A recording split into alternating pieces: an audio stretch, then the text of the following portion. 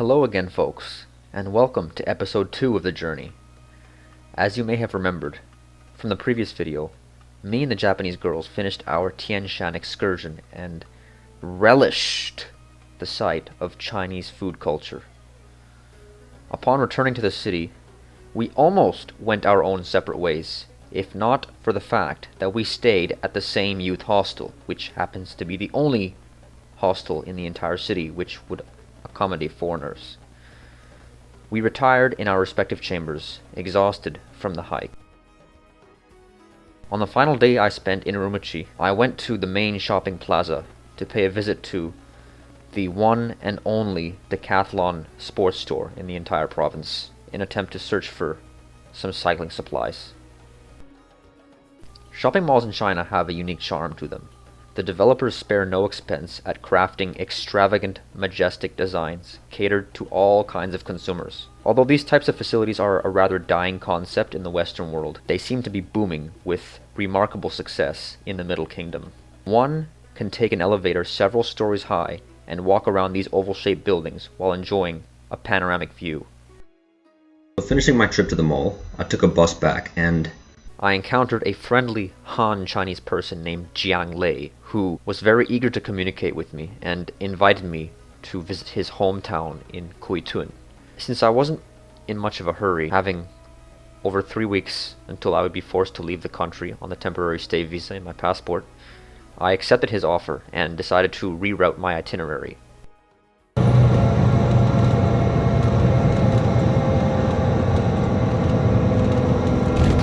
So after disembarking at the train station into a crowd of people, Jiang Lei picked me up in his car and drove me from Kuytun station to the Dushan's sub-district. From there, we had some delicious dapanji for dinner and met up with his friend's family. Special shout out to Zaire, Joe, and their beautiful little boy, Zach. Oh, and also this dude, whose name I don't remember, who were very kind in hosting me at their place. A quick disclosure I would like to make is that I don't have much footage of cycling in the beginning stages of my journey. It wasn't until I reached Tashkent, Uzbekistan, where I finally started to document more details. As such, the very best that I can do for now is to storytell my experiences by showing pictures and a good sense of humor. The main purpose being to show appreciation to the generous people I met along the way. If you find this to be boring, then by all means skip to the episode in the description below. Mark my words though, I will try my best to fast forward until the interesting parts come up. Alas, I wrapped up my short stunt in Kuytun. It was now time to move on to the next city, Yili. This is the location where I shipped my bicycle and therefore will go to pick it up at. This autonomous prefecture-level city is less than 100 kilometers east of the border with Kazakhstan.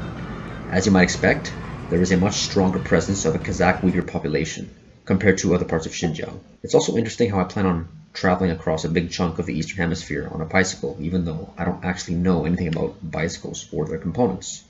Therefore, when I went to pick up the packaged bike, instead of going through these stressful endeavors of having to figure out how to put it together when I can't even read the instruction manual, I decided to hire some random Chinese guy to do it for me. And while he did it for dirt cheap, there turned out to be some defects in the way it was engineered.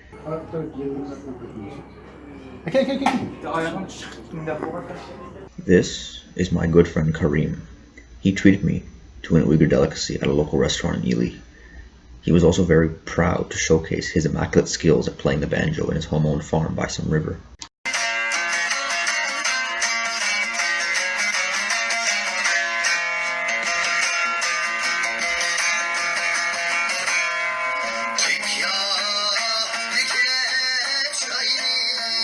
Just magnificent. I certainly hope to reunite with him someday. So once we bid our farewells on July 13th, I decided to embark cycling on that same evening, riding several hours for the night and getting pulled over at 2 police checkpoints. I eventually made it to the border city of Horgos around 3 in the morning the next day. There wasn't a whole lot to do in Horgos, besides taking a few pictures, emptying my WeChat wallet, withdrawing cash, and uninstalling certain Chinese apps from my mobile phone. I was pretty much ready to enter new frontiers. It's always an exciting feeling when getting ready to explore a new country I've yet to see. Truth be told, I knew absolutely nothing about Kazakhstan prior to this expedition. I didn't do any preparatory research about its language, food, people, or cultural traditions. All I knew was that it borders China and has a friendly, visa-free policy to tourists of my particular nationality. While I probably wouldn't recommend others to do this, it definitely captivated me with an element of surprise. The first stop on the modern Silk Road is the town settlement of Jarkent. There I met Danair, a Kazakh who helped me with several things, such as obtaining a local SIM card and finding accommodation.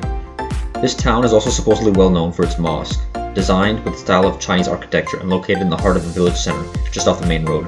People told me it's a must-see, but I decided to bypass it. So after settling down for a couple days, I decided to jump back on the A353 going towards Almaty, passing by Koktal and the Yili River. So yeah, this is what it's like cycling in Kazakhstan. I just passed the town of Koktal about 50 kilometers ago, and about 100 or so kilometers into the next town. So camping is going to be a necessity, but I gotta get used to it. It's gorgeous landscape, mountains on one side, desert on the other side, and me geared up for cycling. So once the sun set and I got tired, I decided to pitch my tent for the night. And the following day, I continued pedaling out towards Chilik. Well before I managed to reach my destination, however, my right pedal broke off because the crank threads stripped. Being unable to fix this problem myself, I was effectively reduced to pushing the bike for what would have been 30 or so kilometers until the town of Chilik, if it weren't for some random driver who pulled over, gave me an ice cream, and offered to take me to Almaty in his car. In the big city, he knew a mechanic capable of fixing this problem by cementing the pedal back on using specialized machinery. Thereafter, I spent about 5 days in Almaty to rest my tired body.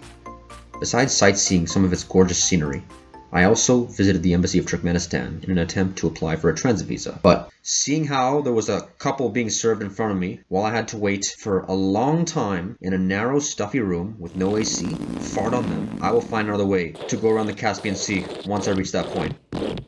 So this is the last of Almaty city. We are now leaving and going on to Uzginagash, the next town 50 kilometers west. A special thanks to Regina Tarot, her boyfriend, and her feline frenzy of 5 cats for letting me in their apartment in the Boralday suburb of Almaty for such a lengthy duration. Moving onward from there, I only made about 37 kilometers due to a late start, but I met some nice kids in the town of Kasembek who also let me stay at their place. Together we ate pilaf for dinner and played PS4. Throughout the next 2 days, I continued pushing westbound until I eventually crossed the border with Jambil province. I was approaching the town of Kuytun, but then encountered rough roads and decided to hitch with a German camper van. These guys were headed towards a friend's house in Karakol, located in Kyrgyzstan, and I figured I'll take the detour because I really wanted to see the Isikul lake, despite going backwards a little bit. So that brings this video to an end. Thank you all for watching. As usual, if you enjoy the content that I provide here, like, subscribe, and consider making a small donation. I'll see you in the next one.